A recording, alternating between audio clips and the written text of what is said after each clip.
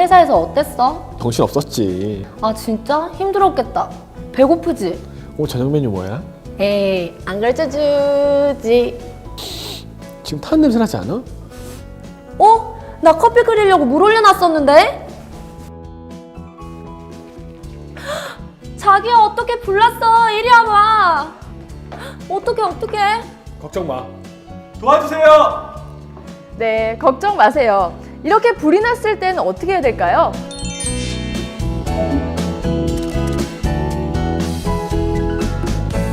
큰 소리로 불이야! 이렇게 크게 화재 사실을 다른 사람들한테 전파하는 게 중요합니다. 그 다음 119에 신고를 해서 어디에 불이 났다는 사실을 정확하게 알려주시고요. 그 다음부터는 소화기나 옥내 소화전으로 초기 소화를 해주시는데요. 이것이 실패할 경우에는 빨리 소화기를 버리시고 도망가는 게 가장 중요합니다. 그럼 소화기 사용법을 좀 배워볼 건데요. 제일 먼저 소화기 사용은 어떻게 하는 걸까요? 맞습니다. 이 소화기에 안전핀을 뽑아주시는 건데요. 이렇게 흰색 고리를 잡아 빼주시는데 실제 불이 났을 때 안전핀이 안 뽑히는 현상이 발생합니다. 그래서 불은 꺼야겠지, 마음은 급하지. 그래서 소화기를 불 속에 던져버리는 경우가 굉장히 많습니다. 실제 화재 현장에 보면요. 불을 다 끄고 난 다음에 이렇게 안전핀이 뽑히지 않은 채 던져진 소화기가 한두 개는 있다고 합니다. 그래서요. 왜 이런 현상이 발생한 걸까요? 고장이 난 걸까요? 아니죠. 뭔가를 잡고 있는 손에 너무 당황한 나머지 힘을 꽉 주게 되는 겁니다. 이렇게 되면요. 지렛대 원리에 의해서 절대로 안전핀이 뽑히지가 않습니다. 그래서요. 불이 났을 때는 가장 침착한 게 중요한데요. 땅바닥에 놓으시거나 이렇게 위에를 누르지 마시고요. 밑에만 잡아서 안전핀을 빼주시면요. 3, 4세 유치원 아이들도 쉽게 뽑을 수 있습니다. 이렇게 뽑으시고요. 한 손으로는 호스를 잡고요. 한 손으로는 여기가 손잡이입니다. 손잡이를 잡고 불이 난 쪽으로 가까이 가서 손잡이를 꾹 눌러주시면 여기서 인산 암모늄 가루라는 분말 가루가 나와서 그게 불을 덮어서 불을 꺼줄 겁니다. 자, 그러면 우리 성민 씨가 한번 나오셔서요. 실제 소화기 사용을 한번 해보도록 하겠습니다. 좋습니다. 예, 힘껏 눌러주세요. 네, 잘하셨습니다. 그렇다면요, 평소 소화기 점검 방법은 어떻게 될까요?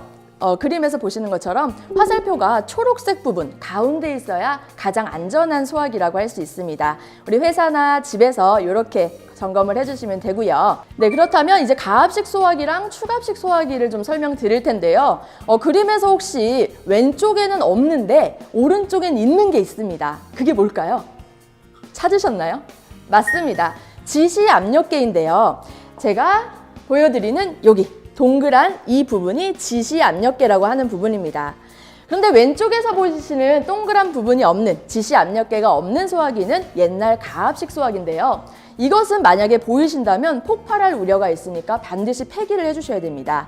소방서에 가져주신다거나 고물상에 주신다거나 시설업체에 반납하시면요. 다 수거가 가능하니까 그렇게 관리를 해주시고요. 이 가압식 소화기, 지시 압력계가 없는 소화기는요. 예전 2013년 8월에 영등포항 공장에서 불이 났었습니다. 불이 났었는데 이 공장 사장님께서 이 지시 압력계가 없는 소화기로, 가압식 소화기로 화재를 진화하시다가 소화기가 너무 노후화되고 부식돼서 이 겉에 통이 같이 터져버렸습니다. 그래서 소화기 밑이 빠져버리면서 소화기가 로켓처럼 발사되면서 소화기가 그 사장님 목을 쳐서 사망하는 사례가 있었습니다. 그래서 이제 그 사건을 계기로 전국의 모든 소방관들이 다 돌아다니면서 공장을 돌아다니면서요. 이 가압식 소화기를 다 수거했습니다. 그래서 지금은 안 보이실 텐데요. 혹시 오래된 아파트나 영업장에 갔는데 이 지시 압력계가 없는 가압식 소화기가 보이면 빨리 도망가시기 바랍니다. 위험하니까요. 폭발해요. 예. 그래서 요즘에는요. 이렇게 크기가 어떻든 간에 지시 압력계가 다 있습니다. 그래서 우리 회사나 집에서 소화기를 점검했을 때 우리 집 소화기는 지시 압력계가 있어요. 그리고 화살표가 초록색 부분에 있네요. 그러면 그게 8년이든 10년이든 15년이든 아주 안전하니까요. 안심하셔도 좋습니다. 자, 그렇다면요. 지금부터 가장 중요한 연기 속 대피 방법에 대해서 좀 설명을 드릴 건데요. 우리 다 알죠. 유치원 때부터 배우죠. 코랑 입 막고 허리 숙이고 벽 짚고 가는 거. 그런데 진짜 불이 났을 때는 이렇게 안 한다는 게 문제입니다. 그런데 이렇게 하셔야 됩니다. 자, 어떻게 해요? 우리 유독가스는요, 가장 무서운데요. 불이 났을 때 불에 타 죽는 게 아니고요. 뭐예요? 유독가스, 질식 사고가 70% 이상을 차지하고 있죠. 그래서 이 유독가스가 가장 무서운 건데요. 유독가스는 뭐 소방관뿐만 아니라 모든 인간이요, 2번 호흡하면 쓰러지게 되어 있습니다. 3번 호흡에 사망하시는 분도 굉장히 많습니다. 혹시 이런 기사 보셨을 거예요. 예를 들어서 부산에서 아파트에서 화재가 발생했는데 엄마랑 딸이 출입문 앞에서 숨진 채 발견됐다. 이런 거 많이 아마 기사 보셨을 거예요. 아니, 출입문을 좀 열고 도망치면 되는데 왜 그 앞에서 죽나, 이렇게 많이 의아했을 텐데 그게 내 맘 같지 않다는 겁니다. 뭐냐면요, 내가 안방에서 불이 나는 사실을 인지하고 내가 우리 딸아들을 찾아서 도망가면서 안방에서 출입문까지 걸어가는 그 2-3발자국 동안 2번 내지 3번의 호흡은 한다는 겁니다. 그럼 출입문 앞에서 나도 모르게 내 의지랑은 상관없이 쓰러지게 된다는 거죠. 그래서 질식해서 많이 이제 돌아가시는 사망사고가 발생하는데요. 그만큼 유독가스는 무섭기 때문에 반드시 우리가 숨을 쉬는 코랑 입은 가려주셔야 된다는 겁니다.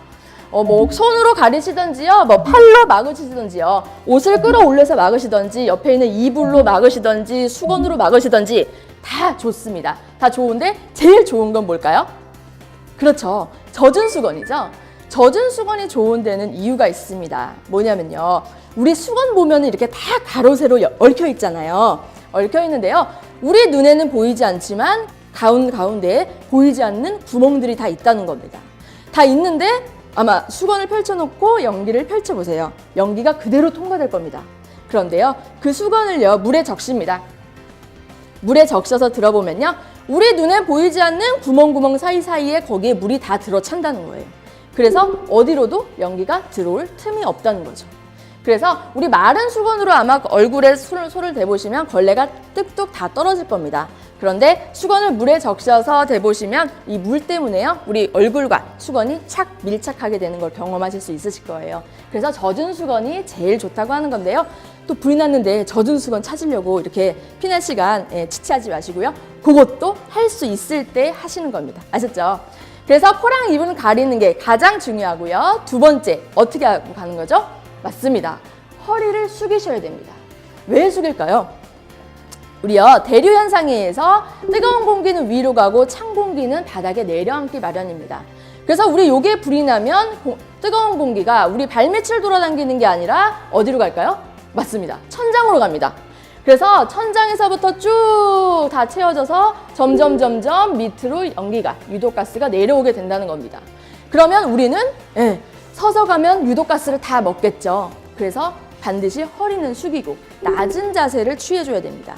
바닥에서부터 30에서 60cm가량이 가장 우리가 먹을 수 있는 가장 신선한 공기가 있습니다. 그래서 최대한 낮춰서 가시는 게 좋고요. 그 다음 3번째는 어떻게 가는 거죠? 벽을 짚는 겁니다. 벽을 짚는 이유는 뭘까요? 맞습니다. 우리요, 불이 나면요, 불도 나고 시꺼먼 연기도 나지만 건물이 어느 순간이 되면 정전이 됩니다. 정전이 되면요, 아무것도 안 보여요. 내가 구조를 잘 알고 있는 집이면 상관없겠지만 내가 어디 노래방에 놀러 갔을 때 또는 어디 찜질방에 놀러 갔을 때 그 영업장의 구조를 잘 몰라요. 그러면 깜깜해지면 내가 도망가고 싶어도 도망갈 구멍, 문을 못 찾는다는 거죠. 시각이 안 보이기 때문에 촉각을 이용하시는 겁니다. 그래서 벽을 짚으시는 겁니다. 자, 제가요, 코랑입 가리고요, 허리 숙이고요, 왼쪽 벽을 집었습니다. 내가 있는 어떤 사각형 공간이든 간에요, 내가 있는 사각형 공간 안에는요, 반드시 나가는 비상구 문이 있습니다. 제가 그쪽으로 들어왔기 때문에 나가는 문도 있겠죠. 그래서 반드시 나가는 문이 있기 때문에요, 당황하지 마시고 침착하게 벽을 더듬 짚어가면서 문을 찾으시는 겁니다. 이때 문이라고 다 똑같은 문이 아닙니다. 우리 롯데임직원 여러분들께서는요, 지금부터 우리 회사뿐만 아니라 어떤 건물을 가시던지, 내가 노래방을 갔던 찜질방을 갔던 학원을 갔던 어디를 가시던지 화재가 났다, 불이 났다 하면 도망가실 때 아무 문이나 열고 가시면 안 됩니다. 어디를 열고 가셔야 돼요? 피난구 유도등, 비상구 표시 아시죠? 그 반짝이는 거, 불에 초록 색깔이 켜 있는 것을 보고 거기로 나가셔야 됩니다. 문을 더듬더듬하고 촉각으로 손잡이를 잡았는데 문 손잡이를 잡았는데 위를 보니까 피난구 유도등이 없다 하면 나가시면 돼요, 안 돼요? 안 됩니다. 예, 왜요? 거기는 들어가면 질식해서 죽는 문이라고 생각하시면 됩니다. 예, 그 문이라도 위에 봤는데 피난구 유도등이 없다 그러면 그 문은 패스. 다른 문을 찾으셔야 됩니다. 예, 반드시 비상구 문은 있게 마련이니까요. 그래서 다른 문을 찾으셔서 위에 보니까 오! 피난구 유도등이 보여요. 그럼 그 문으로 가시면 되는 겁니다. 이제 마지막으로 비상구랑 방화문에 대해서 좀 설명을 드릴 건데요. 혹시 사진에서 보시는 게 왼쪽에는 문이 열려 있고요. 오른쪽에 문이 닫혀 있습니다. 어느 게 맞을까요? 맞습니다. 오른쪽, 문이 평소에 닫혀 있는 게 맞습니다.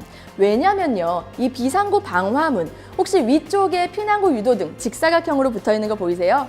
우리 임직원 여러분들이 계시는 곳은요, 아마 정사각형으로 된 아마 그 피난구 유도등이 있을 겁니다. 하지만 정사각형이던 직사각형이던 그게 화살표 모양이던 비상구, 비상문, 글자던 아무 상관없습니다. 기능은 똑같이 하나입니다. 뭐냐면요, 이겁니다. 제가요, 불이 났어요. 그래서 이쪽으로 도망가고 있습니다. 자, 그러면요, 비상구 방화문은요, 제가 도망가는 쪽으로 문을 열고 나가게 되어 있습니다. 제가 이쪽으로 도망가는데요, 잠깐 서서 제 쪽으로 문을 열고 나가는 이 짧은 시간도 절약해주게 만든 문이 비상구 방화문입니다. 그래서요, 우리는 우리 피난구 방향으로만 도망가면 됩니다. 네, 안 닫으셔도 돼요. 왜요? 비상구 문이 자동으로 닫힙니다. 자동 도어 체크라는 시설이 있기 때문인데요. 문이 자동으로 닫히면 내가 불하고 연기를 막아줄 테니까 넌 빨리 신선한 공기 마시면서 도망가. 이런 기능이거든요. 그래서 문은 항상 닫혀 있는 게 맞습니다. 그래서 그 문 앞에 뭐 문은 손잡이에다가 철사를 돌돌돌 감아 놓는다든지 물건을 쌓아 놓는다든지 또 도망가는 쪽 뒤에다가 물건을 쌓아 둔다든지 그런 거는 다 과태료 200만 원 대상이니까요. 평소 깔끔하게 정리를 해 주시는 게 좋고요. 문은 닫혀 있어야 되는 게 맞지 잠겨 있어야 된다는 뜻은 아닙니다. 누구나 유사시에 열고 나갈 수 있도록 되어 있어야 한다는 뜻입니다. 롯데 임직원 여러분, 이제 불이 나도 당황하지 않으시겠죠? 이것으로 화재 예방 교육을 모두 마치도록 하겠습니다. 감사합니다.